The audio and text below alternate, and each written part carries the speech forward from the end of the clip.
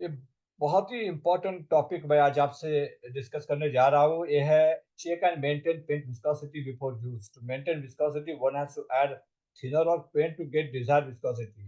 It is applicable for both core and casting. तो जब भी हम पेंट बनाते हैं, चाहे वो कास्टिंग के लिए हो या कोर के लिए हो, तो उसकी विस्कोसिटी बहुत इंपॉर्टेंट है। यानी उसकी वो कितना पतला है, कितना जाड़ा है, वो बहुत मैटर करता है। उसके ऊपर, आपके कोर के ऊपर या कास्टिंग के ऊपर जो भी थिकनेस आने वाली है पेंट की, वो पेयर की थिकनेस या वो जो उसका जो ऊपर का सतह है वो कितना जाड़ा है, वो डिफाइन करता है। तो वो बहुत इंपॉर्टेंट है कि आपको विस्कोसिटी पता होनी चाहिए कि क्या रखनी है, क्या आपको कितना जाड़ा पेंट चाहिए, वो सारी चीजें आपको ध्यान में रखनी है। जब भी आपकी विस्कोसिटी कम हो जाती है, इसका मतलब है कि आपका पेंट है वो बहुत पतला हो चुका है और इस वहाँ पर आपको उसमें पेंट ऐड करना है और पेंट को और विस्कोसिटी को बढ़ा के लेना है। जब पेंट की विस्कोसिटी बहुत ज़्यादा है, तो इसका मतलब है पेंट थोड़ा-सा आपका गाढ़ा हो चुका है और उस गाढ़े पेंट को आपको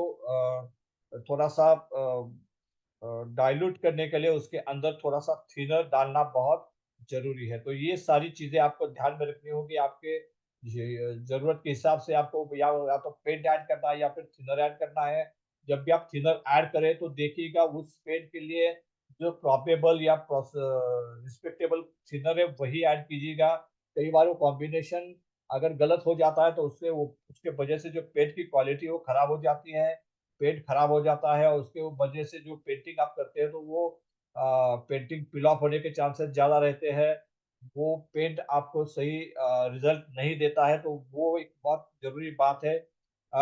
दूसरी बात, जब भी आप पेंटिंग करते हो तो ये बात ध्यान में रखना कि कुछ समय आप कंटिन्यू पेंट करने के बाद उसकी विस्कोसिटी वापस चेक करना बहुत ज़रूरी है, क्योंकि जैसे समय जाता है वैसे आपका पेंट में से थिनर निकल जाता है, थिनर हवा में उड़ उड़ जाता है और जिसके वजह से आपका पेंट थोड़ा गाढ़ा हो जाता है और गाढ़े पेंट की वजह से आपकी विस्कोसिटी बढ़ेगी, तो उसमें वापस कुछ थिनर डाल के उसकी विस्कोसिटी को आपको मेंटेन करना है और उसके बाद ही आपको वापस पेंटिंग चालू करना है। तो हर कुछ समय के बाद आपको विस्कोसिटी देखनी है, उसमें ज़रूरत के मुताबिक पेंट या थिनर ऐड करना है और उस ऐड करने के बाद प्रॉपर्ली स्टीर करने के बाद ही आपको वापस पेंट करना है। ये दोनों कोर शॉप के लिए यानी कोर के पेंटिंग के लिए और कास्टिंग के पेंटिंग के लिए ही एप्लीकेबल है। दूसरी बहुत इम्पोर्टेंट चीज़ है कि कई बार हम कोर पेंट करने के बाद उसे ज़मीन पे रखते हैं, कास्टिंग पेंट करने के बाद उसे ज़मीन पे रखते हैं, तो जो अच्छा पेंट हमने बनाया है, जो सरफेस अच्छा हमने अच्छा बनाया है,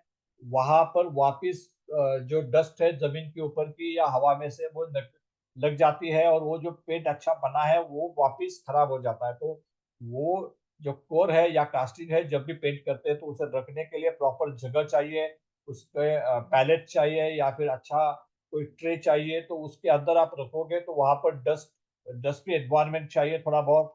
तो वहाँ पर डस्ट ना लगे, ज़मीन के ऊपर की धूल उसके ऊपर ना लगे, उसकी भी आपको केयर लेनी है। तो उम्मीद है कि ये सारी चीज़ें आप ज़रूर फ़ॉलो करेंगे आपके पेंट शॉप में और उम्मीद करते हैं कि इस वीडियो से आपको काफ़ी फ़ायदा होगा। इस उम्मीद के साथ मैं इस वीडियो को खत्म करता हूँ। आपका बहुत-बहुत शुक्रिया। Thank you very much.